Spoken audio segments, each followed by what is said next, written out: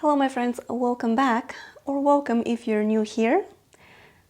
My name is Christina, and those are my short tutorials for beginners. In today's class, we are gonna go through Warrior I and Warrior II. We're gonna begin in mountain pose at the top of the mat.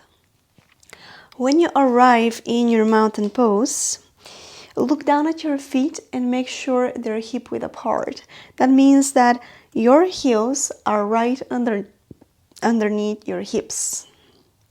This is really important because having this foundation, you can find easily the alignment for Warrior I, and you can feel a lot more stable. So Warrior I is take your right foot back and step it. As you step it back, turn your right foot at 45 degrees. So toes are pointing at 45 degrees, heel is in, and your feet are hip width apart still. So your heels are not creating one long line. You actually have room between your heels for Warrior I. Place your hands on your hips and turn your hips to the front of the mat. As you do that, you might have to turn your foot in more, your right foot in slightly, and that's okay. So both of the kneecaps are pointing forward and your hips are pointing forward. Now bend your front knee. Adjust your stance if you have to. Pin your back heel down. This is really important. So pinning the back heel down, bending the front knee, knee over the ankle. Have a mirror nearby and check your alignment. Heels are pointing forward to the front of the mat. Step wider if you have to. The wider your step, the better will be your foundation here in Warrior I. I say hip width apart is the best, and reach the arms up. When you reach your arms up, clasp the hands, and as you clasp your hands, your shoulders want to come up to the ears. Now press the shoulders back and down, or another way to do it is just have the hands pointing forward and softening the shoulders down. Now come back to your back leg. Does it want to bend? Don't let it bend. You're pressing your back heel down, feeling the stretch in the back of your right leg. Arms are up. You can have a block between your arms here.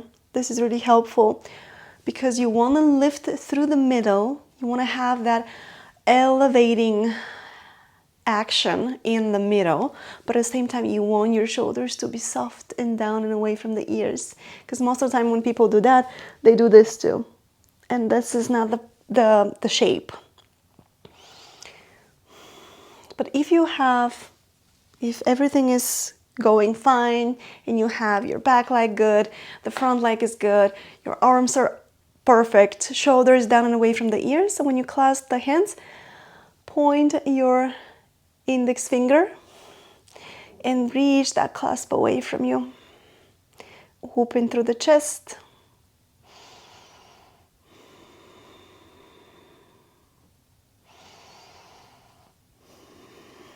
Release.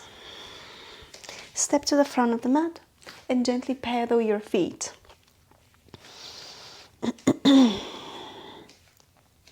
Step your left foot back. Foot at 45 degrees. Feet are hip width apart. Hands on the hips.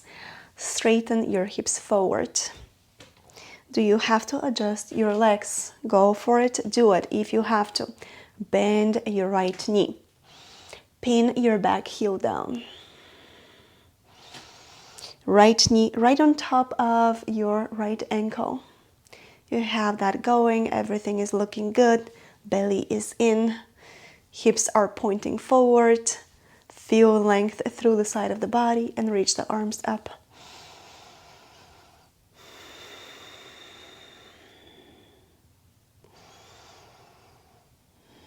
Maybe clasping the hands, pointing your knuckles away from you.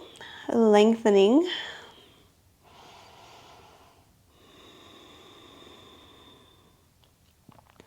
And see if you can have your hand forward, open the arms back, and the biceps should meet your ears.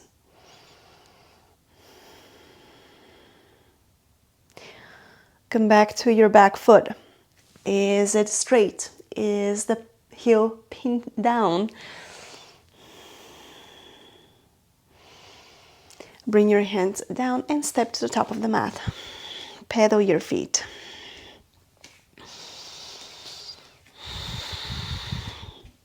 Find mountain pose one more time. Virabhadrasana II, warrior II. So when you had your warrior I, we had the feet hip width apart. You're stepping the right foot back. You're turning your toes. You're keeping your feet wide apart, hip width apart. With warrior II, you want your ankles to create one line.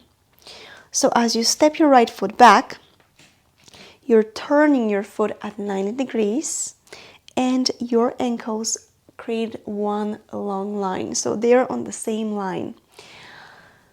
If your ankles are on the same line, that means that your hips are opening to the side. Almost the knees are pointing, one is pointing forward, the other one is pointing to the side. So in warrior I, you're facing forward, your whole body is facing forward. In warrior II, you're opening out to the side. So your pelvis is turned to the longer side of the mat as you create a length through the side body one more time. Pin your back heel down, bend your front knee.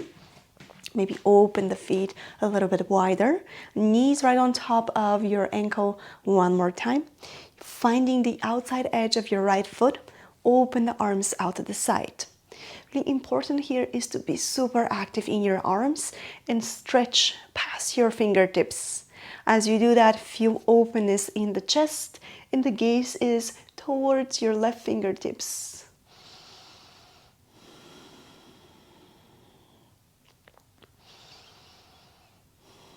Shoulders are down and away from the ears. You're not shrugging your shoulders up.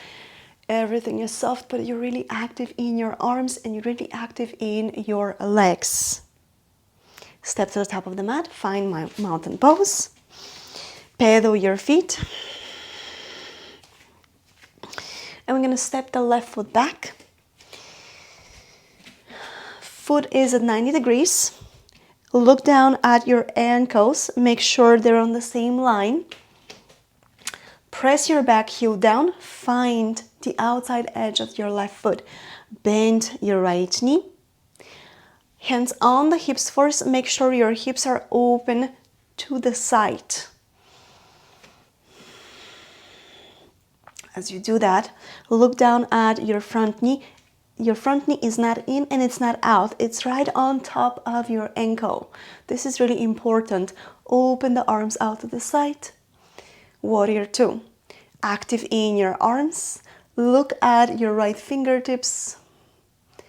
And your arms are so active. It's like there's somebody pressing you down and you want to resist that press. When you have all that, everything is looking good.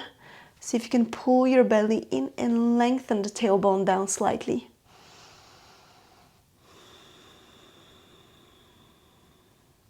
Take a deep breath here. And exhale. Feel the energy of this pose. Keep pressing the floor away from you, from your ankles, from your heels. And keep opening the chest. Keep lifting through the side body and step to the top of the mat. So warrior I and warrior II are really powerful poses. The more you practice them, the more you can feel the energy creating in your body as you move through them. Really important is to have the alignment correct so you can be stable in both of the poses. and you can allow your body to open up and to become more strong with the time when you have a good foundation. That's all I have for you today. Let me know what you think, and I'll meet you next time on the mat for another beginner's tutorial. Thank you.